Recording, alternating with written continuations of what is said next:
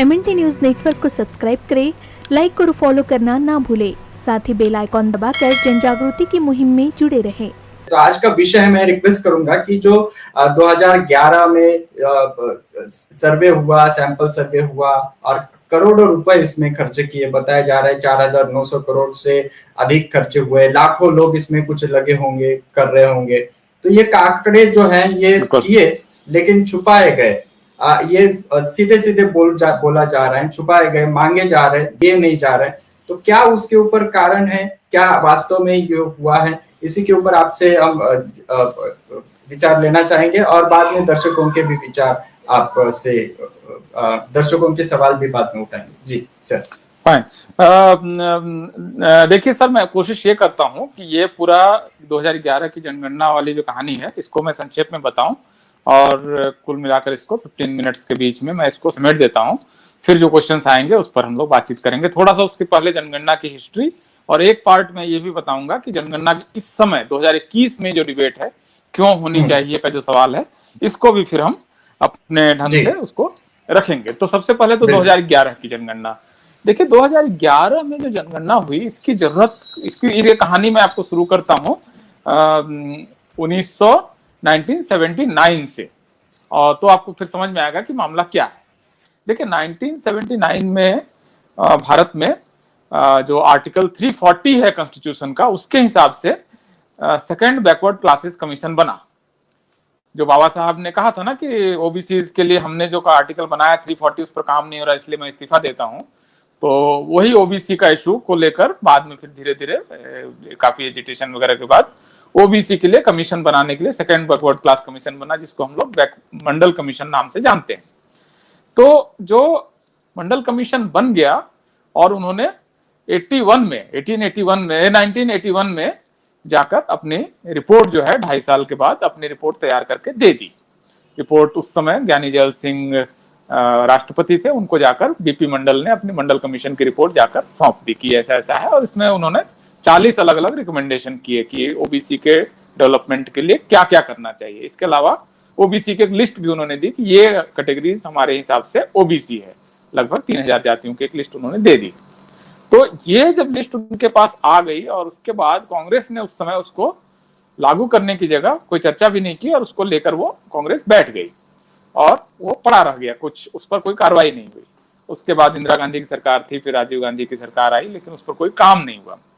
लेकिन आप याद कीजिए ना, 1989 में वीपी सिंह की सरकार आती है और वीपी सिंह की सरकार 7 अगस्त 1990 को ये अनाउंस करते हैं कि मंडल कमीशन का एक रिकमेंडेशन जिसमें यह था कि सरकारी नौकरियों में, केंद्र सरकार की नौकरियों में 27% आरक्षण ओबीसी को देना चाहिए। ये वाला उन्होंने लागू कर दिया कि हमने इसको इम्प्लीमेंट करना है।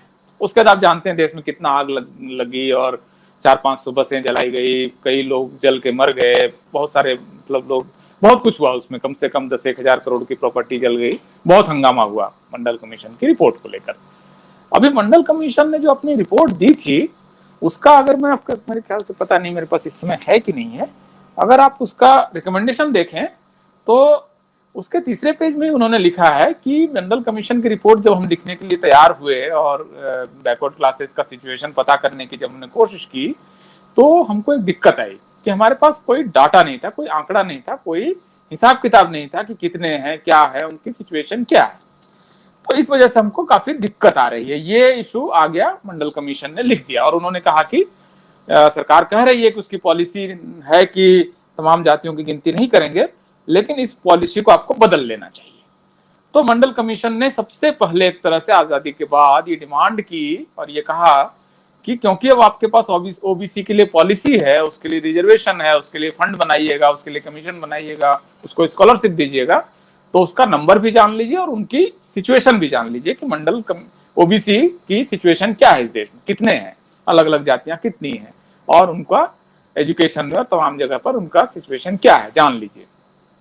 तो कायदे से मंडल कमीशन जब का एक रिकमेंडेशन स्वीकार कर लिया वीपी सिंह ने, तो 91 का सेंसस था, हर 10 साल पे होता है आपको सेंसस, जनगणना आपको मालूम है, तो 91 में करना चाहिए था। तो लेकिन 91 में तो सरकार गिर गई, बीजेपी ने सपोर्ट वापस ले लिया, फिर राम मंदिर का आंदोलन शुरू कर दिया, वो आग लग गई देश में, आप जानते हैं, तो जिस वजह से वो उसमें नहीं हो पाया। अभी अगला मौका आया जाके 2001 में, 10 साल बाद। 10 साल आपको रुक गया और 10 साल बाद 2001 में मौका आया। इससे पहले एचडी देवेगौड़ा की सरकार जो आई थी 1996 में, और उस सरकार ने ये रिकमेंड किया कि अगली जनगणना जो होगी उसमें हमको जाति की जनगणना करानी है। कैबिनेट का फैसला हो गया, भारत सरकार का फैसला हो गया कि करानी है। लेकिन फिर आप देखिए कि 2001 में जनगणना होनी है। 2001 में किसकी सरकार है? अटल बिहारी वाजपेयी की सरकार है। तो अटल बिहारी वाजपेयी की सरकार ये फैसला करती है कि हमें जाति की जनगणना नहीं करानी है। मंडल कमीशन ने बोला कोई बात नहीं, मंडल कमीशन की रिपोर्ट मान ली गई, कोई बात नहीं, हम जाति जनगणना नहीं कराएंगे। उस समय लाल कृष्ण आडवाणी होम मिनिस्टर थे, उन लोगों ने फैसला किया कि नहीं कराएंगे क्योंकि उससे जातिवाद बढ़ जाएगा देश में। और उन्होंने कहा कि ये सेकुलर ढांचे के खिलाफ है और भारत एक मॉडर्न कंट्री है और हमको ये जात वगैरह की बात नहीं करनी चाहिए। जो कारण असल में 1951 में जवाहरलाल नेहरू ने बताया था, वही कारण इन्होंने बताया कि इस वजह से हम जाति की जनगणना नहीं कराएंगे। अब 2001 निकल गया, अब फिर 10 साल खराब। अब अगला मौका कब आएगा? 2011 में। तो 2011 तक असल में एक तरह से नेशनल कंसेंसस बन गया, पूरे देश में राय बन गई कि जाति की जनगणना तुमको करानी पड़ेगी क्योंकि उसके बगैर बहुत दिक्कत आ रही। कोर्ट मांग रहा है। कई राज्य ऐसे थे जिन्होंने ऑलरेडी 27% से ज्यादा आरक्षण दे दिया था। तमिलनाडु 69%, टोटल 50% ओबीसी आरक्षण दे दिया था। तो कई राज्यों में जो ओबीसी का आरक्षण है वो काफी ज्यादा हो गया था और कई जातियां डिमांड भी कर रही थी कि हमको भी इंक्लूड करो, हमको भी इंक्लूड करो। तो इसकी वजह से, और ये भी लोगों को लगने लगा था कि आजादी के बाद जो रिसोर्सेस हैं उस रिसोर्सेज में ओबीसी को हिस्सा मिला नहीं। नौकरी, बैंक का लोन, स्कॉलरशिप, मतलब जमीन, ये सब हम ओबीसी को मिला नहीं। ये धीरे धीरे सेंस बन गया। तो सेंस जब बन गया कि ओबीसी को इस आजादी से बहुत कम फायदा मिला है और जो बहुत कम आबादी है उन जातियों की जिसको कि ट्वाइस बॉर्न या द्विज या सवर्ण या ऑपरेसर कास्ट या अपर कास्ट, जो भी आप नाम ले लीजिए, उनको सारा कुछ मिल गया, हमको कुछ मिला ही नहीं। तो ये जब सेंस बन गया तो 2011 की जनगणना से पहले पार्लियामेंट में एक डिबेट हुई 7 जून 2010 को, और इस डिबेट में करीब 40 पार्टियों ने हिस्सा लिया और इसके सभी पार्टियों ने, जो निर्दलीय थे, सबने भी हिस्सा लिया और इसमें कंसेंसस बन गया, सबकी राय बन गई कि नहीं, जाति की जनगणना तो करानी पड़ेगी। उसमें बीजेपी की तरफ से गोपीनाथ मुंडे शामिल हुए, हुकुमदेव नारायण यादव, फिर इस तरफ से आपको देखिए तो मुलायम सिंह यादव, लालू यादव, शरद यादव, फिर बीएसपी की तरफ से दारा सिंह चौहान, सीपीएम की तरफ से रामचंद्र डोम, और फिर कांग्रेस की तरफ से संदीप दीक्षित। तो ये सारे लोग शामिल हुए कि हमको जनगणना तो करा लेनी चाहिए और उसमें जाति का क्वेश्चन पूछ लेना चाहिए। अभी यहाँ पर एक और षड्यंत्र होता है। जब संसद में कोई चीज आम राय बन जाए तो वो काम आमतौर पर हो जाता है। पूरी संसद बोल रही है, मतलब पूरा देश चाह रहा है कि जनगणना में जाति का कॉलम होना चाहिए, तो कायदे से यहाँ पर हो जाना चाहिए था। लेकिन यहाँ पर एक फिर षड्यंत्र होता है, फिर एक कॉन्स्पिरेसी होती है। और ये कॉन्स्पिरेसी करते कौन है? इस कॉन्स्पिरेसी को लीड करते हैं प्रणब मुखर्जी। उस समय वो ग्रुप ऑफ मिनिस्टर्स के हेड हैं और मनमोहन सिंह कैबिनेट के सबसे पावरफुल मिनिस्टर, मनमोहन सिंह से भी पावरफुल। उन्होंने एक कमेटी बना दी, और कमेटी जिसमें पी चिदम्बरम थे उस समय होम मिनिस्टर, ये खुद फिनांस मिनिस्टर थे। इन लोगों ने फैसला किया कि 2011 की जनगणना में कास्ट का क्वेश्चन नहीं पूछते, लेकिन कास्ट का सेंसस तो कराना पड़ेगा, संसद की राय है। मनमोहन सिंह ने आश्वासन दे दिया है, सोनिया गांधी ने आश्वासन दे दिया है, तो ऐसा करते हैं कि अलग से एक जाति जनगणना करा देते हैं। ये प्रणब मुखर्जी ने यहाँ पर बदमाशी कर दी। अब प्रणब मुखर्जी की बदमाशी की वजह से हुआ ये कि 2011 से एक बीपीएल सेंसस चल रहा था, बीपीएल की संख्या जानने के लिए। उसी में उन्होंने कहा कि इसी में कास्ट सेंसस करा देते हैं। अब इसमें तीन बड़ी दिक्कतें हैं। भारत में जो जनगणना होती है वो सेंसस एक्ट 1948 के तहत होती है और इसकी वजह से उसको बहुत सारे राइट्स मिल जाते हैं। बहुत सारा उसमें गलत जानकारी देने से सजा, गलत जानकारी लिखने से सजा, टीचर्स इंक्लूड कर सकते हैं, ये सारा कुछ उसमें प्रोविजन होता है। तो इन्होंने जाति जनगणना को जो है उससे सेंसस एक्ट से बाहर से अलग से करा दिया और इसकी वजह से ये जनगणना चलने लगी। तो चलने लगी 1 साल, 2 साल, 3 साल, 4 साल, 5 साल चल रही है, जबकि जनगणना 28 दिन में होती है। फर्स्ट फरवरी शुरू होती है, 28 फरवरी को खत्म, 28 दिन में काम खत्म। ये इन्होंने 5 साल तक जनगणना कराई, 2015-16 तक चलती रही। फिर जब उसका आंकड़ा आया तो उस समय तक बीजेपी की सरकार आ गई थी, नरेंद्र मोदी की सरकार आ गई थी और अरुण जेटली सबसे पावरफुल मिनिस्टर थे। उन्होंने प्रेस कॉन्फ्रेंस करके कहा कि ये आंकड़ा ठीक नहीं है, इसमें कुछ पता नहीं चल रहा है, इसको पब्लिक नहीं कर सकते हैं। तो उन्होंने कहा कि नीति आयोग का जो डिप्टी चेयरपर्सन है अरविंद पनगड़िया उसकी एक कमेटी बना देते हैं, वो इसको ठीक करेगी।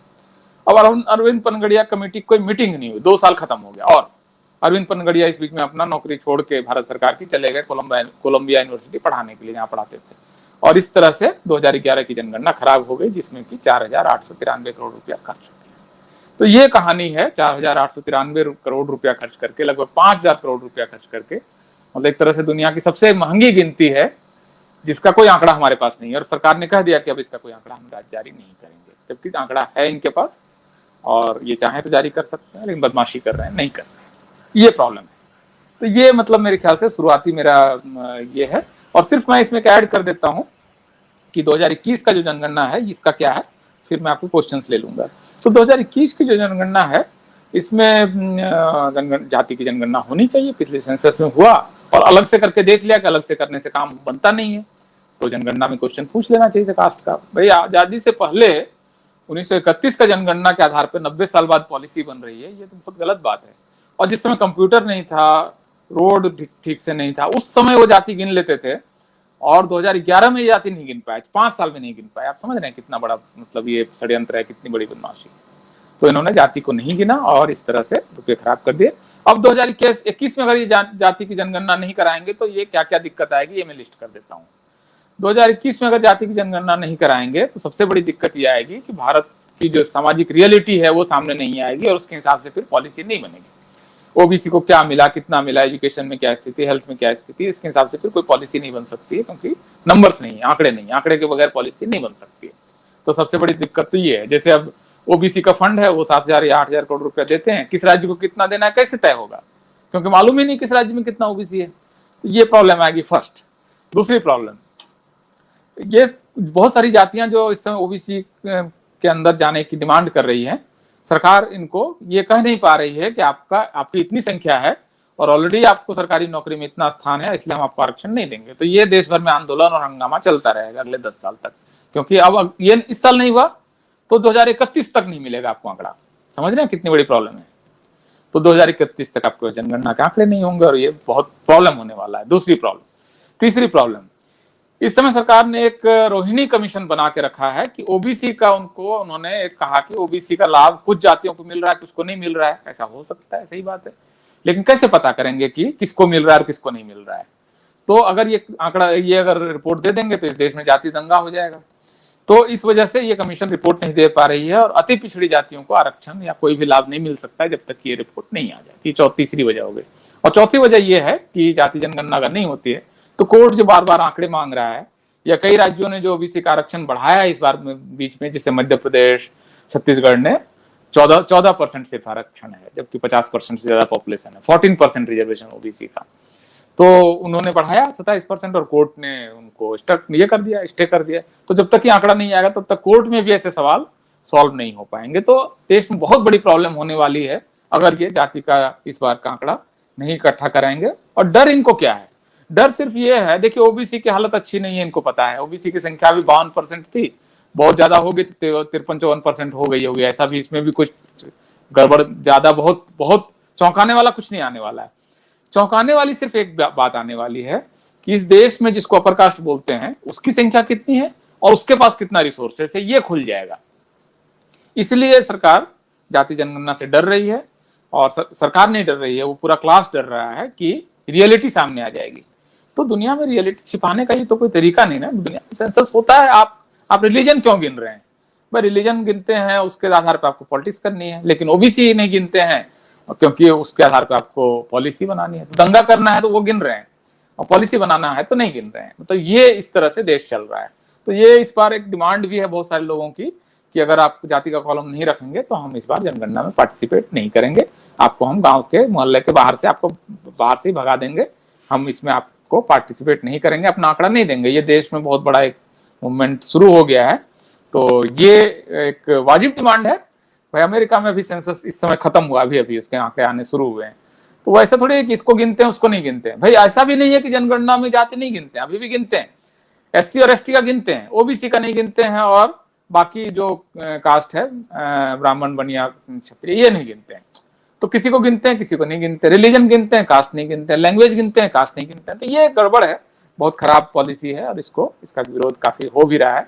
तो ये कुल मिलाकर एक बहुत बड़ी और मेजर कंट्रोवर्सी है, और इसको लेकर जो प्रॉब्लम्स हैं वो पॉलिसी मेकिंग की प्रॉब्लम सबसे ज्यादा होने वाली है। तो ये मेरा एक ब्रीफ डिस्क्रिप्शन है इस पूरे प्रॉब्लम का।